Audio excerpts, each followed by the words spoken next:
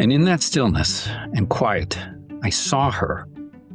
And when I say that, I mean that I really saw her. She was wreathed in something I don't have the right words for. She seemed to me radiant, luminescent. Hi, and welcome to Boundless Moments, the storytelling podcast that brings sacred moments to life through the voices of those who lived them. I'm Nathan Houchens. Support for Boundless Moments comes from the Sacred Moments Initiative. At Boundless Moments, we are careful to ensure that all stories comply with healthcare privacy laws. Details may have been changed to ensure patient confidentiality. All views expressed are those of the person speaking and not their employer.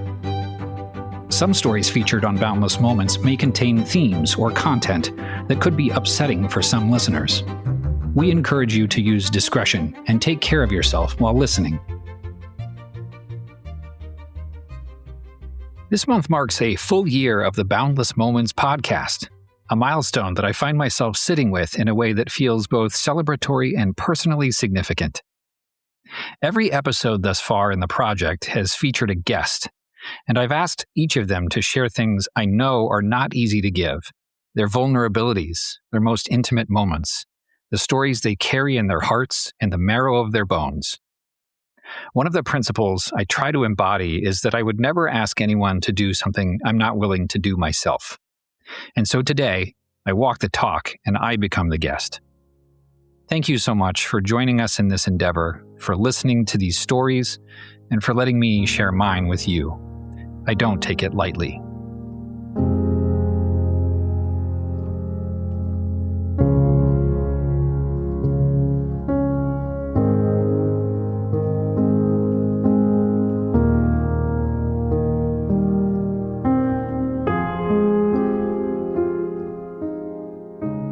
Nathan Houchens lives in Ann Arbor, Michigan with his fiancée, Alex, that's me, and our puppy, Ari.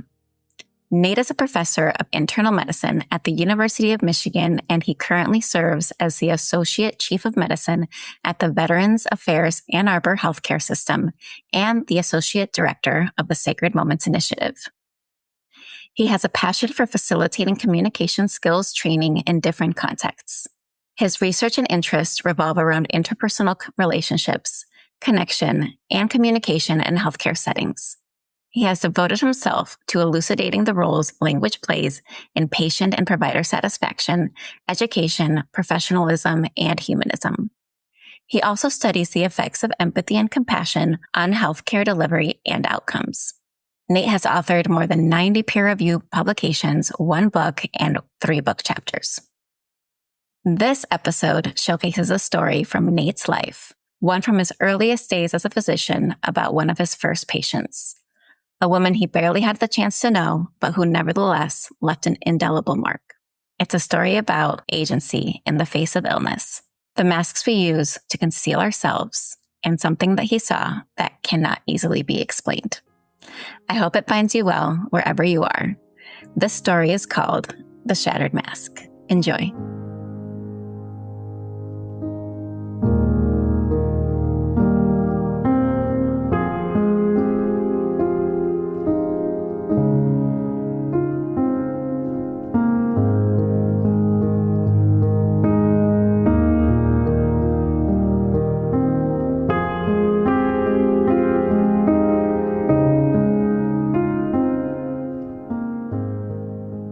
There's a particular kind of tired that comes with medical training.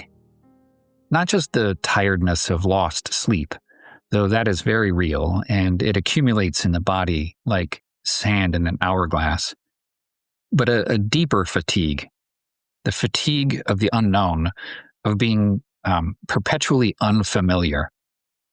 I have a feeling this description resonates with any medical trainee listeners and those that used to be trainees. Every room is a new room, every attending physician a new set of unspoken expectations.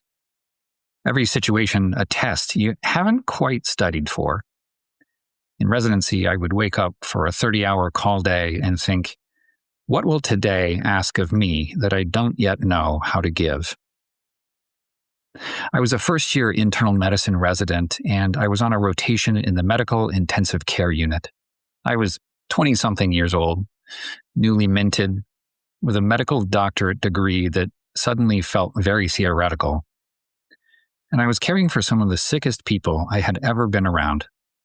I wasn't just nervous, I was petrified. And if I'm being honest, I was feeling just a touch sorry for myself. And into that milieu of fatigue, fear, and unknown entered a woman I will never forget.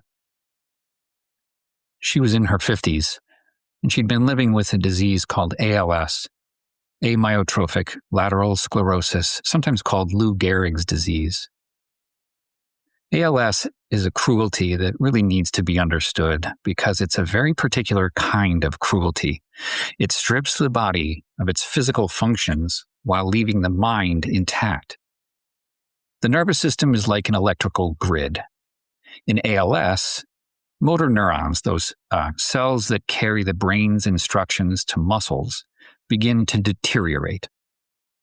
Using the electrical grid analogy, these motor neurons are the power lines to specific appliances. Those are muscles. Initially, a localized outage of downed power lines might affect a single hand or foot, making it difficult to grip objects or to walk. Over time, though, as the sclerosis spreads and more motor neurons go down, the blackout rolls across the whole body, and eventually it affects the muscles that allow one to swallow, to speak, and to breathe, all the while the person inside can watch, understand, and feel. This woman had been living in that rolling blackout for years. She had weathered one complication after another. She'd had infections, she'd had skin breakdown on pressure points, she'd undergone a surgical tracheostomy, a small opening at the base of her throat through which a tube connected her to a ventilator, a life-sustaining breathing machine that caused her chest to rise and fall like the rhythm of the tides. She was in the hospital again, this time with an infection that had proven to be stubbornly resistant to treatment. And she was awake and very aware, with sharp eyes that conveyed everything her body couldn't articulate. It was on one of my call days that she made the decision to remove the ventilator. With her lungs and breathing muscles too weakened to sustain her on their own, removing the breathing tube meant she would die. She knew this. Her family and we as her medical team knew this. And she had decided, with a clarity that I found both awe-inspiring and terrifying, that she would die on her terms, in comfort, surrounded by the people she loved, without the machines. This is called a palliative extubation. It's a sanctioned, compassionate act of medicine, honoring a person's right to define the terms of their own passing. We prepared carefully. The bedside nurse, a woman with decades of experience who saw my worry and doubt and questions and took me under her wing with a kind of wordless generosity I'll never forget. We prepared the medications that would help to keep our patient comfortable, the protocols that would ensure her dignity. And while I was doing this, I prepared something else too. I began to create a mask. Not a literal mask, but a figurative one. You may have seen this mask before. Doctors certainly wear it. Teachers may. Survivors of trauma may. Parents wear it in emergency rooms when they strive to keep their children from seeing their own fear. My mask was like that. Stoic. It was fixed. It was knowledgeable. It was unshakable. It said, I know exactly what I am doing. You are in safe hands. There is nothing for you to worry about. I even rehearsed putting on this metaphorical mask. I rehearsed what I would say to the patient when the time came. Her family and friends began to arrive. They came in this long procession, and so much was shared that day. Long hugs and tears flowing freely and sorrow and stories. But this procession of beloved people also brought with them something I wasn't expecting. They filled that room with stories and laughter and joy. Laughter and joy. They spent all day with her, and I moved at the edges of it, attending to the clinical details, practicing in my mask, observing.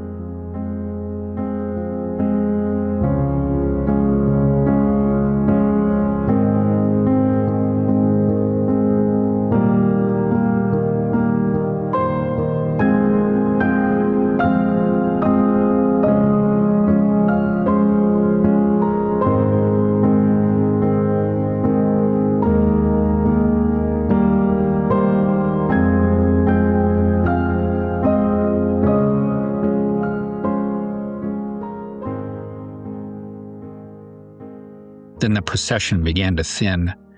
She asked for just her closest family for those final moments. And there was a pause, a breath, a stillness in the room. And I found that for just a moment, it was the two of us, me and my patient. I had practiced for this. I put on my mask and I felt it settle into place. And I looked at her. And she looked back at me and smiled. And the mask felt wrong. It felt heavy, ill-fitting, like something I had borrowed that was never really meant for me, because she was looking into my eyes. Those small openings where a mask can never fully conceal. And what she found there was not at all stoicism. It was not certainty. It was not the steady knowledge of a doctor who has done this 100 times before. What she found there were my worried eyes silently asking, "Are you sure? Are you sure?" She smiled again. She reached out. She took my hand, my cold hand with all those dried layers of hospital soap. She took my hand in hers and squeezed it. She nodded. And even though no words were spoken, I knew she was telling me that everything was going to be all right in whatever ways that meant to both of us. She nodded again as a single tear slid down her cheek. The world rearranged itself in that moment in a way that I'm still grappling with and trying to describe some 20 years later. Because I was supposed to be caring for her. I was the physician. I had the chart, I had the training, the white coat. And this woman who had carried ALS in her body for so long, who had endured more than I could ever imagine, who was moments away from the end of her life. This woman was consoling me.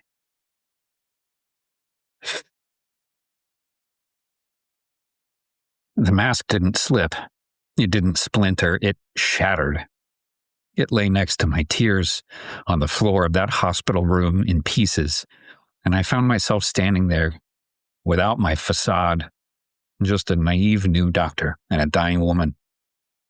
The alarms and the beeps of the ICU, that relentless chorus, began to recede, softening at the edges, until it felt like they were coming from somewhere very, very far away.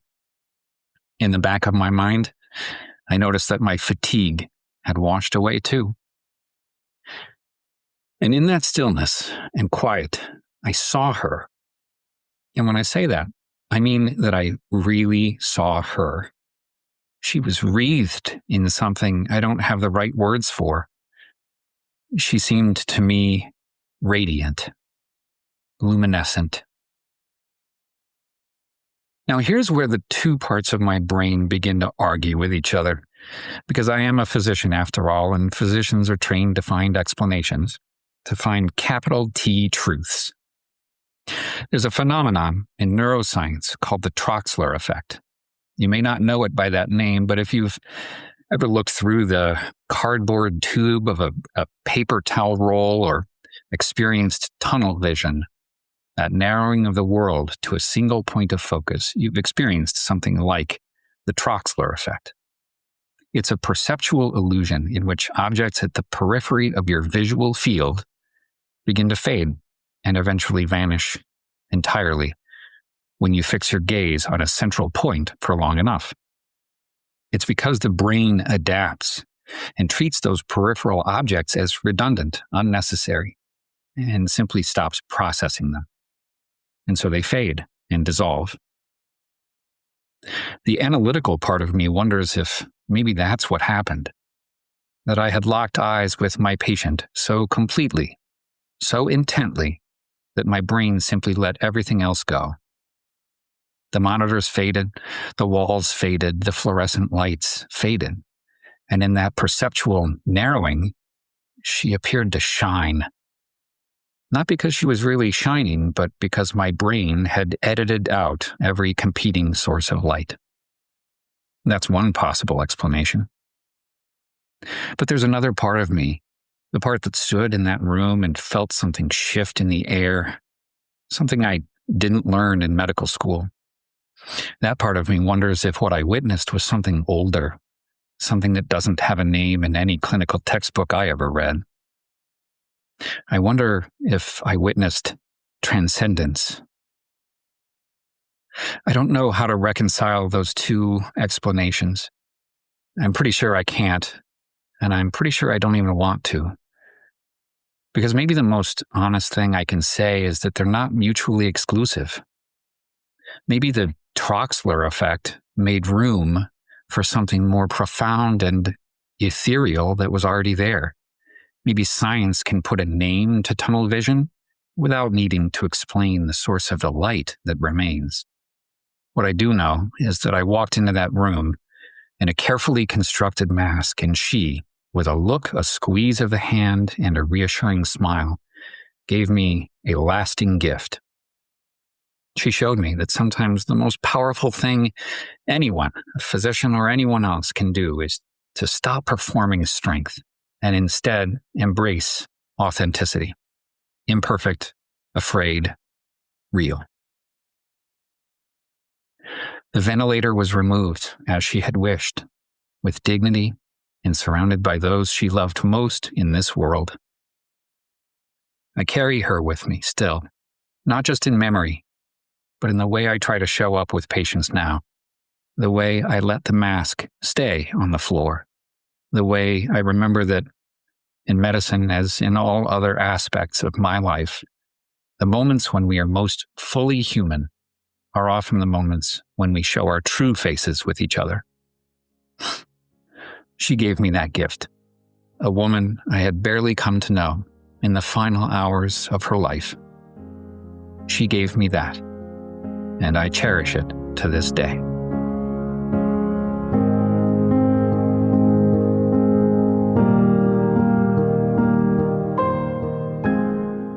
We would love for you to be a part of this movement, and we would be honored to hear your story. If you have experienced a moment of grace, connection, or empathy that changed you, we invite you to submit it for consideration to be shared on Boundless Moments. By sharing, you not only contribute to a collective celebration of human connection, you may also inspire others to recognize and cherish the sacred moments in their own lives. To discover more about sacred moments and to share your own story, please visit sacredmomentsinitiative.org.